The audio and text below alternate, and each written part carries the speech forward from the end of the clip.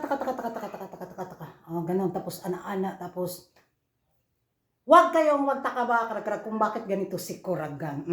Sumama ako sa biyahe ni Miss Universe 2023 papuntang India. At nasa India na nga siya mga karag. Kita mo naman niyo yung menopausal destruction look ko. Parang asuka makeup challenge bitaw. Sana yung gagawin ko. Kaso, hindi ko kaya. Kaya ang itsura ni Kuragan, mura nagiso ka. Ito na mga latest kaganapan pagkaigang dyan sa kalibutan.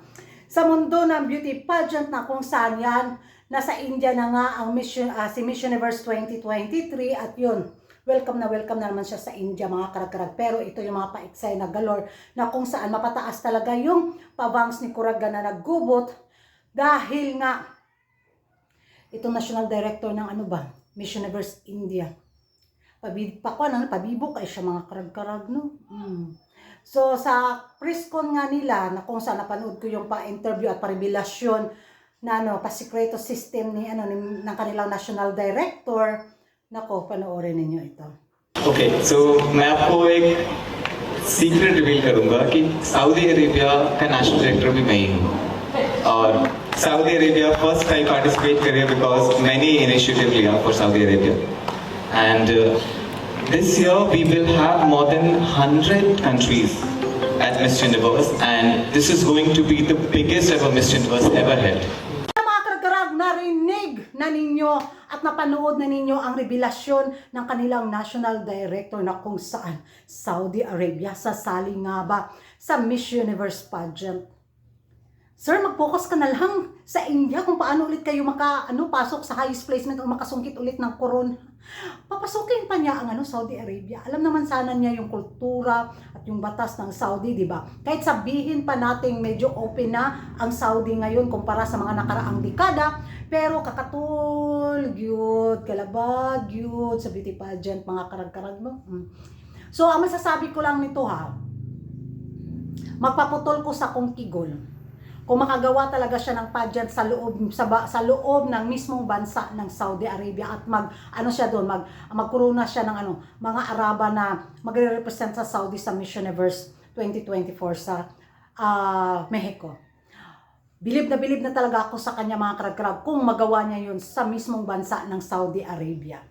Baka yung gagawin niya nito is mag-appoint lang siya ng babae na i-represent yung Saudi Arabia sa Miss Universe. Napakalaking insulto nito sa Saudi government Yun yung magiging reaction ko. Kung matandaan natin, di ba, may nagpa-trending sa social media yung nakalimutan ko yung pangalan niya mga karag-karag na i-represent daw niya yung Saudi Arabia, siya daw yung kanunahang kandidata na lalaban sa Miss Universe 2024, then ilang araw lang agad, di ba, nagpalabas ng official statement ang Saudi na wala silang kinalaman at labas sila dito. Hindi ko alam mga karag-karag kung ilan kayang milyones or datong yung binayad nito sa Miss Universe Organization para makakuha ng prangkisa sa Saudi Arabia. Kung napaka-imposible, di ba? Kasi kahit sabihin natin nga open sila, pero andun pa yung pagka-stricto ng Saudi government pagdating sa kanilang kababaihan. Bilang isang OFW na nakapuntas din sa Middle East, at baka sa sobrang pabibo nitong national director sa Miss Universe India mga karag-karag, maging na siya, kagaya ni Maring Jed Medela at saka ni Maring Magali Febles ba tong pangalan ng national director ng Miss Dominicana din na kung saan umaura din sa opening number ng Miss Dominicana 2024. Di ba si Maring Iva naging fashion. Ang isa po naging Ala Rosalinda. May pag nagkuan sila Osaka makeup challenge. Ay, abangan na lang natin si Mama J kung pabibong gagawin. Baka rarampa din si Mama J sa opening number sa Miss Universe Philippines 2024. Hindi posible naman. May class naman si Mama J, diba? Hindi siguro tumagaya sa mga gipang angong-angong national director. Nako, excited to mga karag-karag. Kung yun yung napansin ko dito sa mga national director sila din yung mga napapansin ngayon, di ba? Ambot lang na unsa po ni sila, baka gusto rin siguro nilang lumaban sa Miss Universe pageant or sa mga ibang pageant ba. Kaya mo eksena man gid pud sila dahabot Di alam mo mga karag-karag, ano yung masasabi ninyo sa revelasyon nga nasasali daw ang Saudi Arabia sa Miss Universe sa pamamagitan ng